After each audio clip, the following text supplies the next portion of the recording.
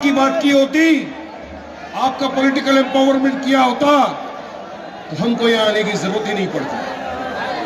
मगर स्लोगन दिया, जिसकी जितनी संख्या भारी उतनी उसकी हिस्सेदारी। अब संख्या कितनी है मध्य प्रदेश में? 230 सीटें, 9% मुसलमान हैं यहां पर। 9% मुसलमान, 230 सीट।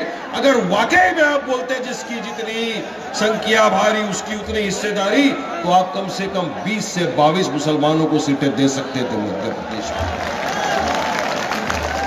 लेकिन आपने सिर्फ 2 जन को टिकट दिया, सिर्फ 2। अरे क्या मध्य प्रदेश में ऐसे मुसलमान नहीं, पढ़े लिखे नफीस साहब जैसे जाबाज गद्दावर नेता नहीं कि जिसको आप टिकट देकर जिता सको और असेंबली के अंदर भेज सको? मगर जहां पे नीयत में ही खोट है वहां पे हम क्या करेंगे? खोट नीयत में है इनकी, इसलिए नहीं दिया टिकट। हमने कहा हम देंगे जाकर, हमने दिया। हम सिर्फ 4 जगहों पर लड़ रहे हैं। इंदौर में 2 जगह पे, जबलपुर में 1 जगह पर और यहां से बुरहानपुर में। मगर फिर भी इतनी खलबली मची है, इतनी खलबली मची है, डरा रहे, धमका रहे, फोन पे फोन।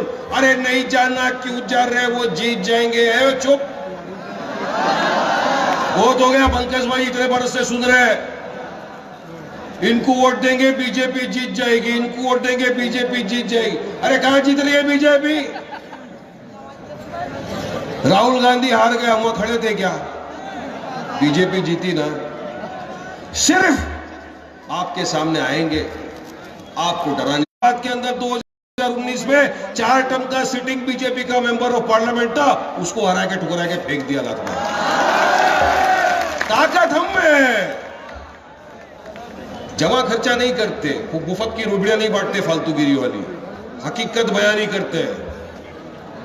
यह आए आपके बीच में, दोनों को बोलूंगा, बीजेपी भी और कांग्रेस के, किसी के बाप से नहीं डरता। वारिस पठान बिंदास बोलेंगे।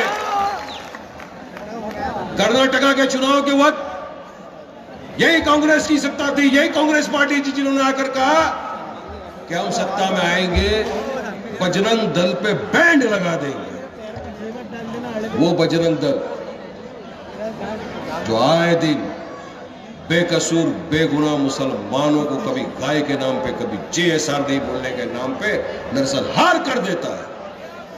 ये वो लोग हैं जो महासभा लगाते हैं, उसमें गीता का पाठ नहीं पढ़ाते, उसमें बोलते हैं बेटा कलम कागज छोड़, तलवार उठा, मुसलमान का नरसंहार कर। ये वो संगठन है जिसको बैंड करना था। तो क्या हुआ? कांग्रेस फट गई, क्यों नहीं किया बैंड? नहीं किया ना उसको बैंड। उसके बदली आज और एक स्टेप आगे,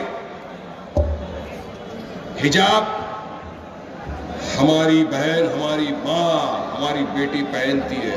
हम बोलते हैं उसके सर का ताज है, हम किसी को फोर्स नहीं करते, अपनी मर्जी से, अपनी मन से पहनती है वो।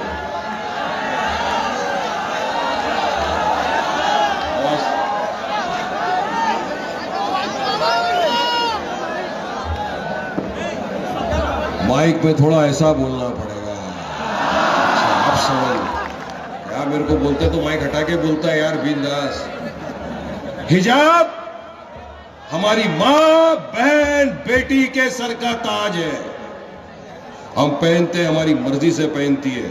और हमने तो यहां तक कहा है कि एक दिन हिजाब पहनने वाली हमारी बेटी, बहन, मां इस देश की प्रधानमंत्री भी बनेगी इंशाअल्लाह। कर्नाटका में एक सर्कुलर आया, उसमें लिखा कि अभी जो एग्जाम होने वाला है उसमें ऐसी कोई चीज नहीं पहनना जो सर को ढांक सके। अरे भाई, सर को ढांकने वाला तो हिजाब ही, मंगलसूत्र अलाउड है, पहनिए ना। हमने तो कभी किसी के ऊपर ऑब्जेक्शन नहीं लिया। आज मंगलसूत्र पहनिए, हाथ में कलावा पहनिए, जो पहनना है पहनिए।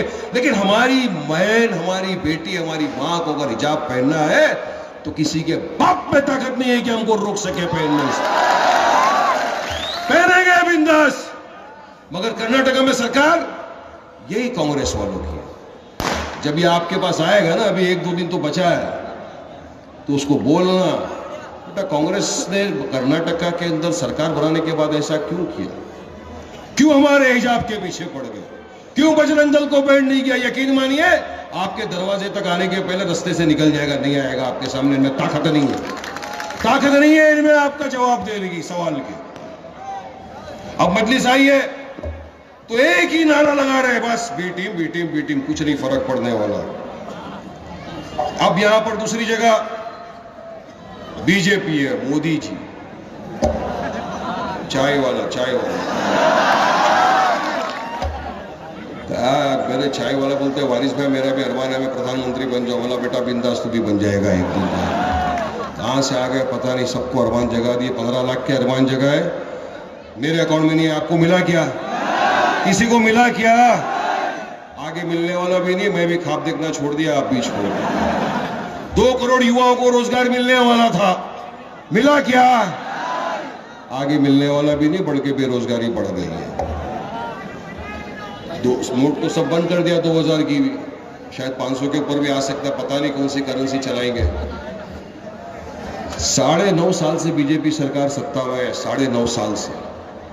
यकीन मानिए यहां पर बहुत से ऐसे बुजुर्ग होंगे, मुझसे बहुत सीनियर लोग होंगे, जिन्होंने हिंदुस्तान के इतिहास को बहुत नजदीक से देखा होगा।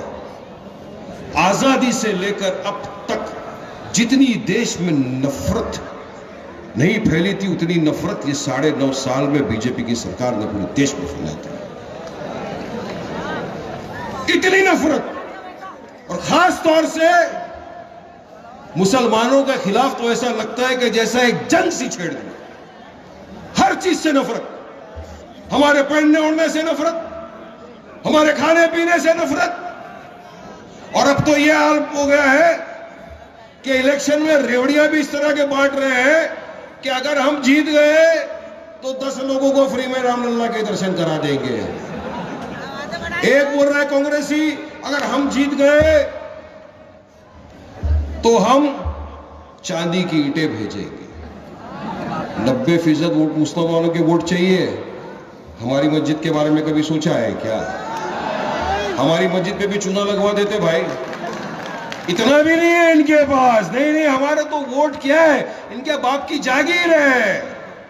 इनको ऐसा लगता है बुरहानपुर की आवाम कहां जाएगी, हमको तो वोट देगी ही। मगर समझ लो, सोच लो, देख लो, ये सरों के समंदर को जो आज यहां जमा हुआ है, ये मजलिस की सभा है। और बुरहानपुर की आवाम ने आज फैसला कर लिया है कि हम मजलिस के साथ जाएंगे, जिसका सबूत ये सरों का समंदर आज यहां पर जो खड़ा हुआ है। ये फैसला हो चुका है, बुरहानपुर की आवाम ने कर लिया है कि इंशाअल्लाह ताला 17 तारीख के दिन हम उतर के आएंगे। अपने अपने घरों से हमारे बुजुर्गों को, माँ बहन बेटी सबको लेकर आएंगे और दबाएंगे बटन, पतंग के निशान पर मोहर लगाएंगे और पूरे आसमान में बुरहानपुर में सिर्फ पतंग पतंग पतंग। बीजेपी ने यह कर दिया पूरी तरह। आपके पास आएंगे, मैडम तो आएगी ना। मैडम ने तो, मैंने सुना कि कागज पे लिख दिया शुगर फैक्ट्री। हुआ कुछ नहीं है, शुगर बुगर कुछ नहीं मिलने वाला है, इनका और कुछ नहीं है।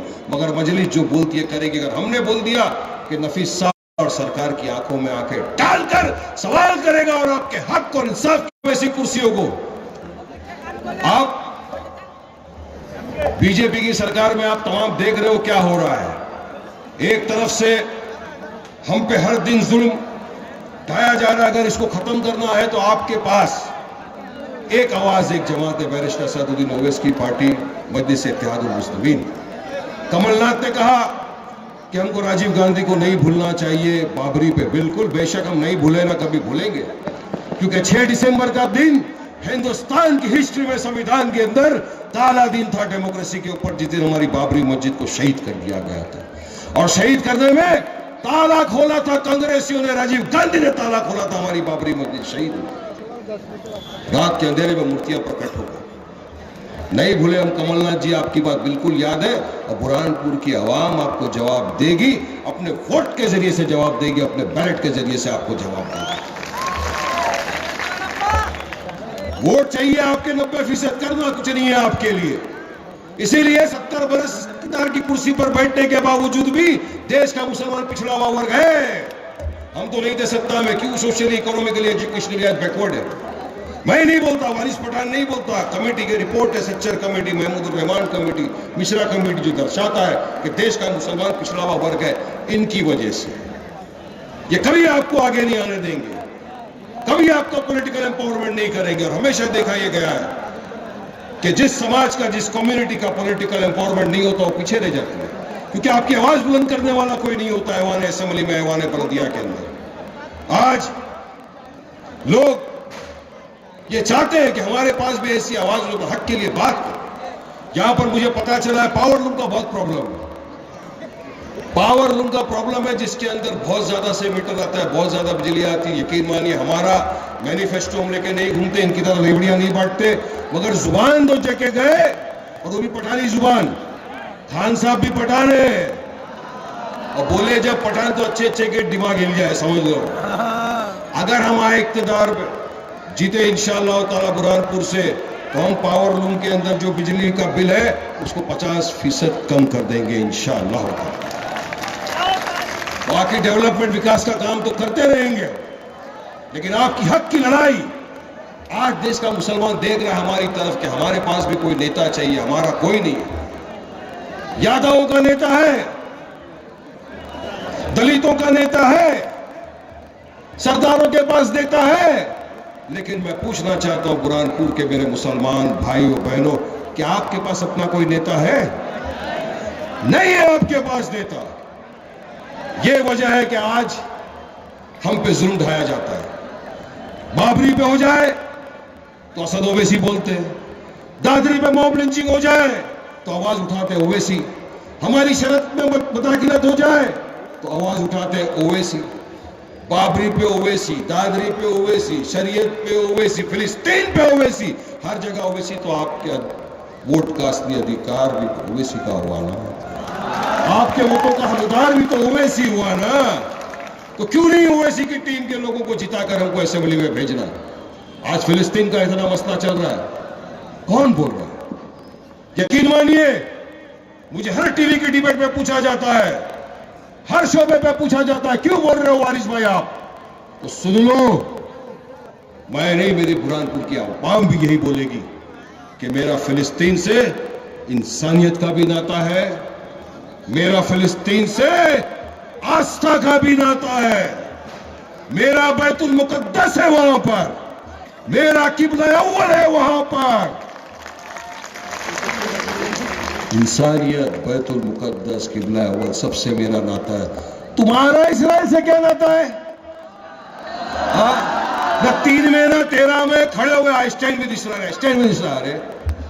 इसराइल के साथ खड़े हो के पैर दुख गए हो, घुटने थक गए हो, उंगलियां दर्द हो गई हो ना, तो थोड़ा जाके मणिपुर की तरफ भी खड़े हो। हमारे देश का हिस्सा है, वहां वीजा भी नहीं लगेगा, ट्रेन में जा सकते हैं, जाओ वहां पर। मगर नहीं, इनको इसराइल से कोई मोहब्बत नहीं है, इनको मुसलमानों से नफरत है, इस वजह से इसराइल के साथ खड़े हुए। हिटलर ने जब यहूदियों के ऊपर जुल्म किया था उस वक्त भी ये आरएसएस हिटलर के साथ खड़ा था, और इसराइल जब अब फिलिस्तीन के अंदर मासूम मजलूम गुनहगार बेगुनहगार बच्चों के ऊपर जुल्म कर रहा है, तब भी ये जाके इसराइल के साथ खड़ा। ये वो और ये आपके बीच में आए जीतने के लिए, नहीं जीतने नहीं देना। एक हो जाओ, मुझे यकीन है अगर बुरहानपुर की आवाम इस वक्त एक हो गई, मुत्तहिद हो गई, इतिहाद पैदा कर लिया, तो इंशाअल्लाह ताला नफीस साहब को असेंबली में जाने से कोई नहीं रोक सकता इंशाअल्लाह। अगर आपको एक होना होगा। वारिस पठान एक दीवाना है, मुंबई से आया, आपको बोल के चला गया, कल मुझे बोलेंगे भड़काऊ भाषण दे के गया। नहीं, मैं बुरहानपुर की आवाम के साथ बात करने आया हूं। जितना अधिकार बुरहानपुर की आवाम का वारिस पठान पर है, उतना ही अधिकार वारिस पठान का बुरहानपुर की आवाम पर भी है, क्योंकि मैं तो आपका कलमा दुआ को भाई भी हूं। भाई मेरा आपका ये भी रिश्ता है ना, तेरा मेरा रिश्ता क्या, ला इलाहा इल्लल्लाह। इनसे तो वो रिश्ता नहीं है ना इनसे भी वो रिश्ता नहीं है ना।